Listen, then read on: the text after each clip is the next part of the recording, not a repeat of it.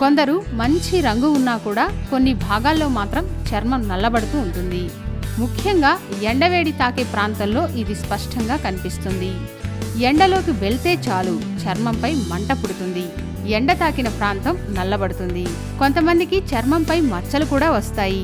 వీటినే పిగ్మెంటేషన్ సమస్యలుగా చెబుతూ ఉంటారు. హార్మోన్ల అసమతుల్యత, థైరాయిడ్ సంబంధిత సమస్యలు, దీర్ఘకాలంగా వాడుతున్న కొన్ని రకాల మందుల కారణంగా జుట్టుకు రెగ్యులర్గా రంగు వేసుకునే వారికి ఈ విధమైన పిగ్మెంటేషన్ సమస్యలు ఎక్కువగా వస్తూ ఉంటాయి. ఇవి సూర్యుడి అతినీలలోహిత కిరణాల వల్ల ఇంకా ఎక్కువయ్యే అవకాశం ఉంది. ఈ సమస్యలు వచ్చిన తరువాత తగు చర్యలు తీసుకోవడం కంటే ముందు జాగ్రత్త చర్యలు తీసుకోవడమే మేలు.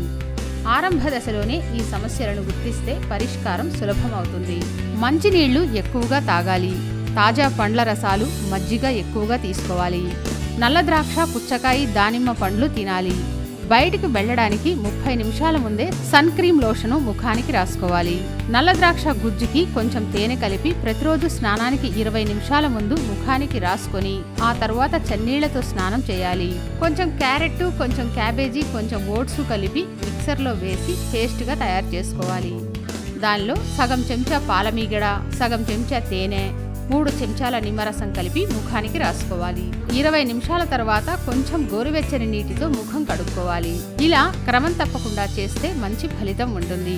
పిగ్మెంటేషన్ సమస్య ఉన్నవాళ్లు ఎండలో బయటికి వెళ్లి వస్తే ముఖం కడుక్కొని కీరాను గుండ్రటి ముక్కలుగా కోసి ముఖంపై 2 నిమిషాల పాటు ఉంచుకొని రిలాక్స్ కావాలి. దీనివల్ల మంచి ఫలితాలు కనిపిస్తాయి. ప్రతిరోజు వంటలో వెల్లుల్లి ఉండేలా చూసుకోవాలి. ఆరోగ్య సూత్ర అనే ఛానల్ ద్వారా మీకున్న సమస్యలు గాని, మీకున్న అనేక రకమైన అపోహలు గాని తొలగించుకోవాలి అనుకుంటే సింపుల్ గా మా ఛానల్ ని సబ్స్క్రైబ్ చేసుకోండి. మా ఛానల్ పేరు తెలుసుగా, ఆరోగ్య సూత్ర.